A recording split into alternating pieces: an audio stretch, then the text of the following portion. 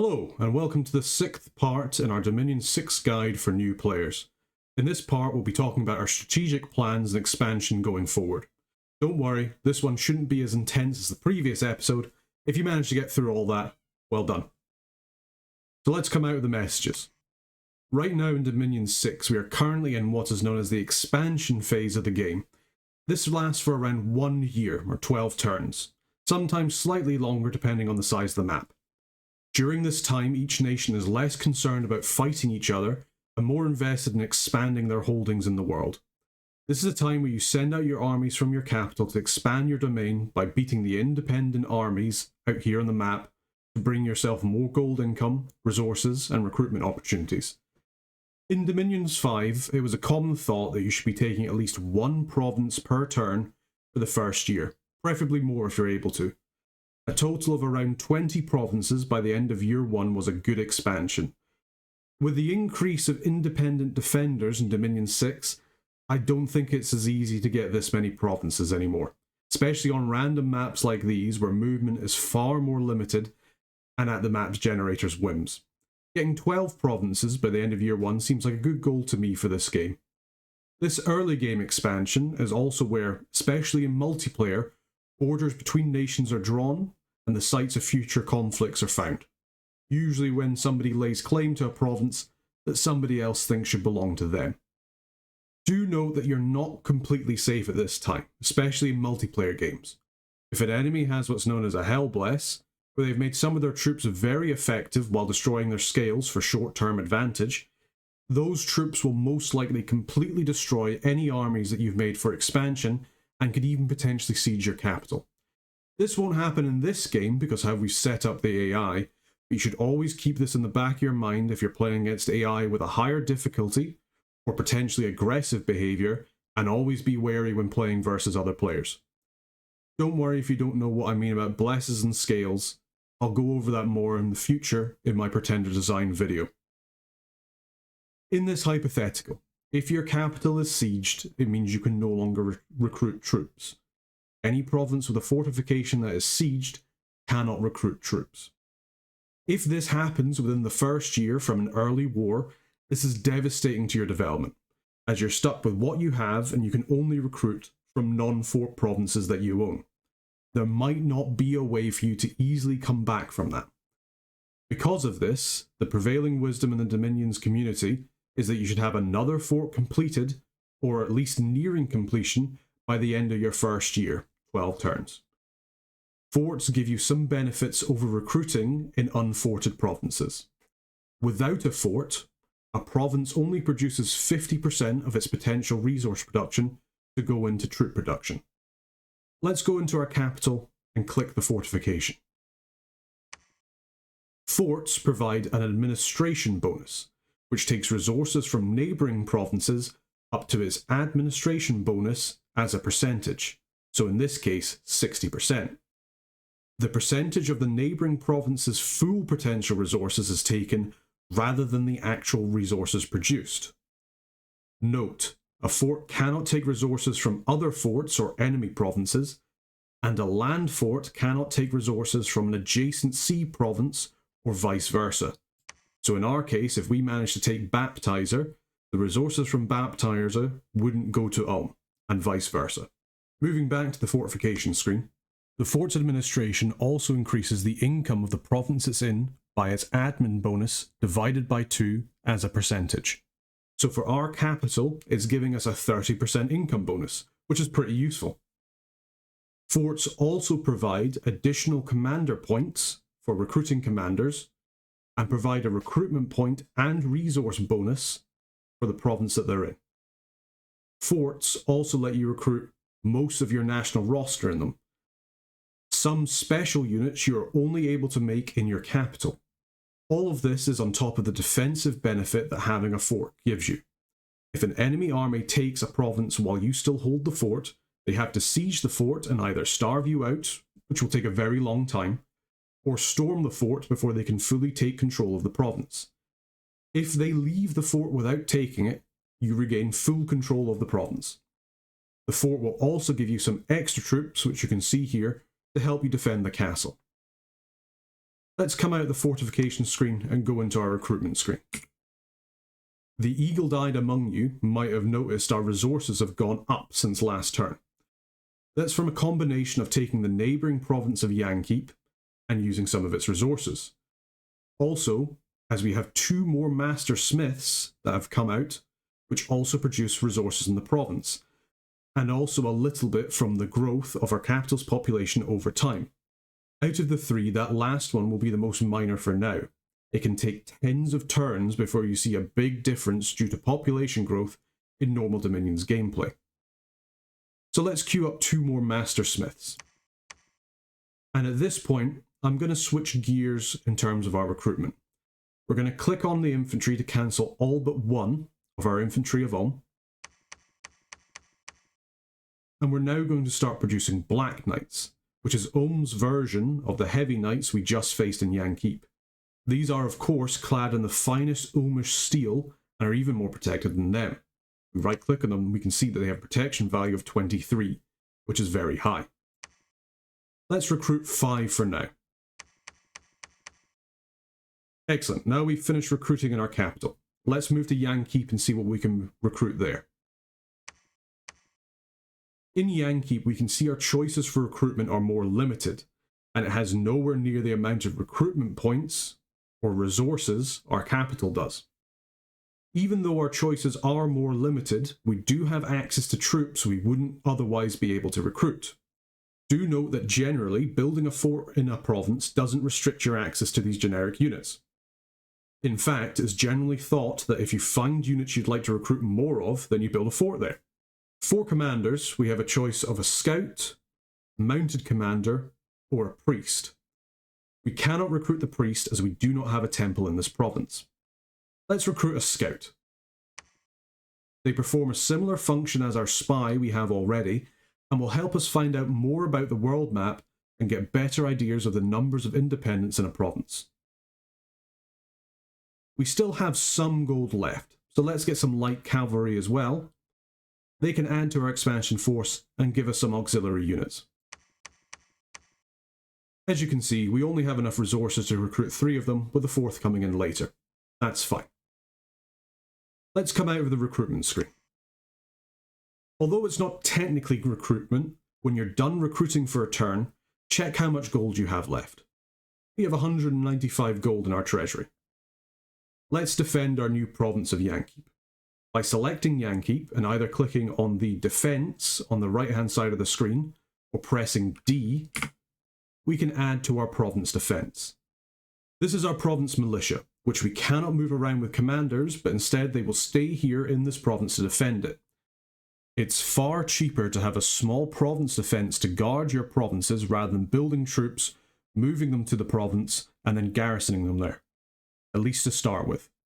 We can add to the province defense by clicking on the plus sign here, pressing shift and left clicking will add 10, or by pressing the right arrow key on your keyboard. The gold cost to increase your province defense, or PD, is equal to the number you're increasing it to. So if we were to say go up to 2 here, that would cost us 2 gold. If we wanted to go from 1 to 3, it will cost a total of 5 gold. 2 for the 2, 3 for the 3. So the more you increase your province defense, the more it will cost. Once province defense has been added to a province and you've ended your turn, you can no longer remove it. That gold you spent cannot be recovered. For now, let's increase the province defense to 10.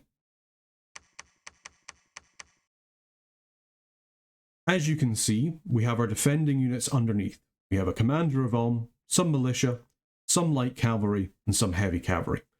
The units that are selected to defend the province will be based off what you can recruit in the province. If you have a fort in the province, it will be off your national units rather than the units you can recruit by default in a province. At 10 province defense, we get an unrest reduction of 1 per month within this province, which is pretty good. We're actually going to take our province defense up to 15.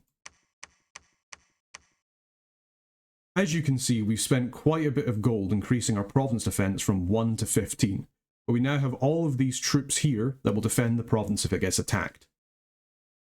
Having a province defense of 15 also gives you 1 patrol strength, which gives you a chance to be able to find any units that are hidden or sneaking through there. This can be very useful to stop spies from getting into your nation, although the chances of finding them aren't too great to start with. With recruitment done and now province defense done, let's get out of here and let's go check our research. Looking at our research, we'll finish construction level 1 next turn, which is great. Let's add on 3 additional levels of conjuration research, bringing us to level 3. My thought process for this is as follows. Construction 1 will let us construct some magical trinkets, which while not powerful, can be quite helpful in some situations. Coming back out, going to alteration 2 will give us some useful spells. So in alteration 1, it gives us access to Earth Grip, which is an immobilizing spell that will trap an enemy combatant in mud unless they roll a strength check to get out, which means our mages can be useful for something other than just flying shards. Alteration 2 gives us another combat spell for our mages, Burn, which will set the enemies on fire, as we can see here. More importantly, it gives us both personal stone skin and armour of Achilles. Looking at personal stone skin, it grants plus 10 natural protection to a max of 15, or plus 3 protection if natural protection is 12 or over.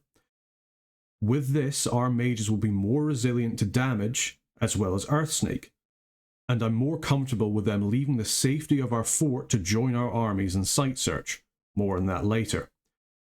Do note that natural protection does stack with the protection you receive from armour, so it will make our mages quite a bit tankier. Going back to Armour of Achilles, Armour of Achilles will allow us to destroy, in a small area of effect, armour that the target is wearing, as well as their shield if they have one.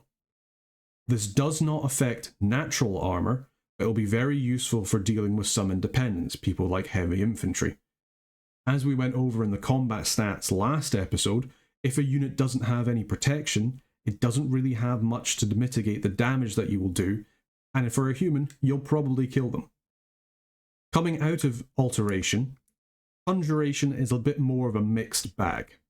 Having a look into it, level 1 and 2 don't really give us that much to work with at the moment. Some summonable units through ritual spells like summon cave grubs or summon ogres. Nothing to write home about really. Level 3 is great however, because it gives us the ability to summon earth power.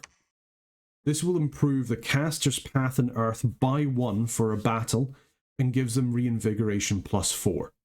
This means they will remove an additional 4 fatigue per round of combat. Very important for spellcasters so that they can continue using spells. Do note that the buffs that you receive in battle will be lost once the battle is over. Additionally, in Conjuration 3, it gives us access to summon Lesser Earth Elemental. This is a battle cast that will summon a small Earth Elemental to trample our foes. This will give us some additional powers in battles when we need it. Note that you can see on the spell here that it requires 1 Earth Gem to cast this spell, unlike the others we've spoken about.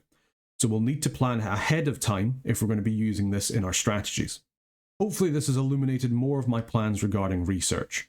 Coming out of research, and back to the world map, let's take a look at our spy. He's moved over into Felden Forest. And there's some good and some bad things here. The good thing is, we found a magical site, which we can see in the Buildings and Site tab on the right. Clicking on this site will tell us what it does. This site is a nature site that will give us 3 nature gems a turn if captured, which is pretty good. Some magical sites will be found by simply moving into the province with any unit. To find the others, a mage of high enough magical paths must be sent to search the province for magical sites. Coming out of this good news, the unfortunate news is that Herman is now unable to move further west into the map, as he is unable to cross either of the river crossings here due to it being too warm on either side. Instead, we're going to select him, and we're going to click on this gateway here to send him to the underground, where he'll be able to scout that out for us.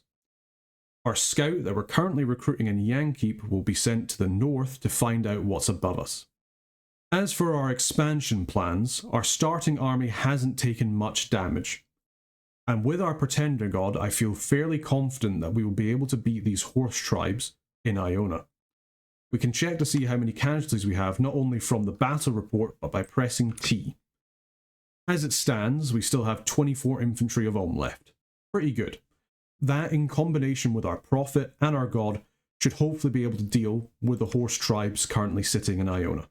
I am a little bit worried, however, because cavalry, light and heavy, will sometimes have lances. These lances can do a lot of damage, but can only be used once per combat. So fingers crossed they only have spears rather than lances. Once we take Iona, the plan is to move from Iona further into Felden Forest, and then at that point move Lothar and his men back to Ulm for reinforcements. At the same time, once we take Felden Forest, I will use Earthsneck and the fact that he's amphibious, which we can see if we click on his unit profile and see this strange blue fish thing here, to cross the river that's currently unpassable for our troops to the west, into Amiradon and Monherboa. Due to Felden covering a gateway to the underworld, it makes a good candidate for our first fort. Following this, I think expanding north into Hamain and the Forest of Gila will be a good idea. Hamain will increase the resources we have in our capital, and the Forest of Gila makes another good fort location, because it's in a choke point leading to our capital. We've been quite fortunate with our map generation in this game, and we are in a fairly easy to defend situation. There are a lot of river crossings into our land, and because our Dominion has Heat 2, it's quite unlikely both sides of these crossings will ever be cold, which massively reduces the paths that normal troops can take to get into our lands.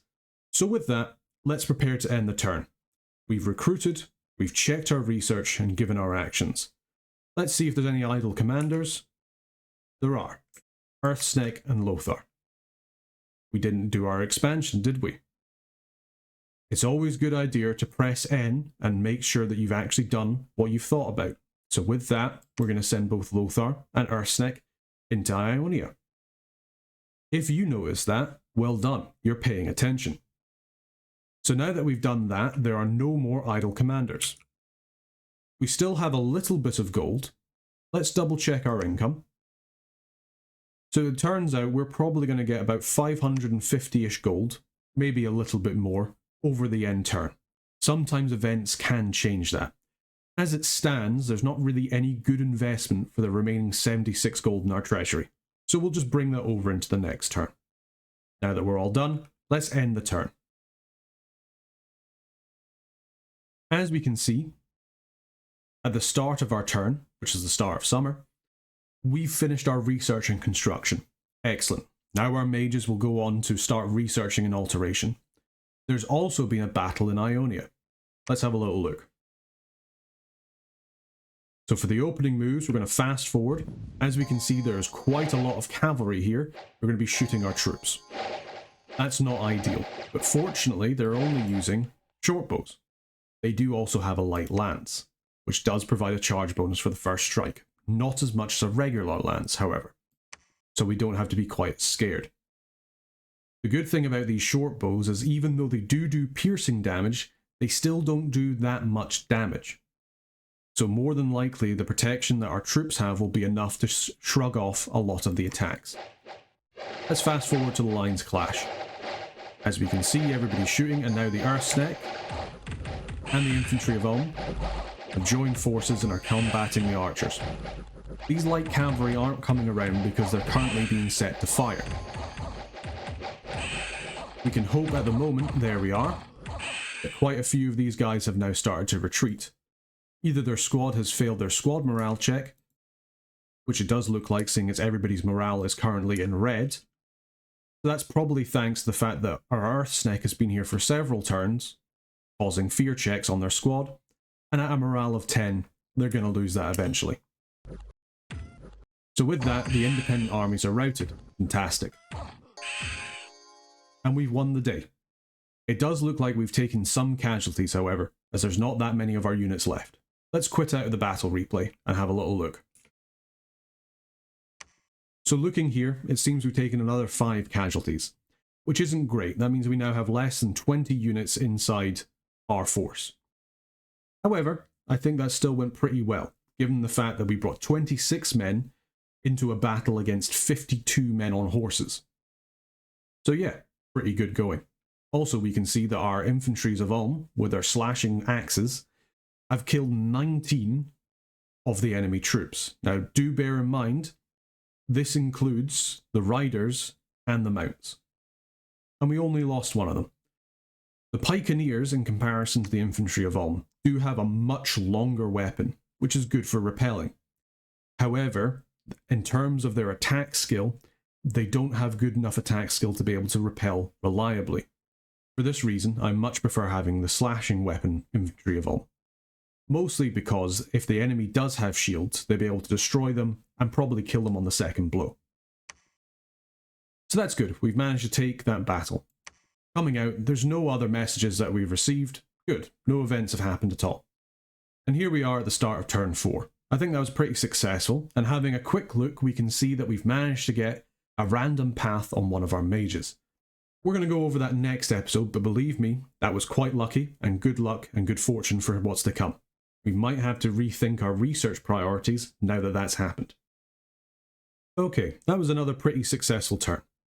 Hopefully you understand a little bit more about what my strategic plan is, what you should be doing in your game, and how to go through the expansion, and how to work out which provinces to take and in which order. In the next episode, we'll go a little bit more over mages, mage recruitment, and probably some more battles. See you then. Thanks.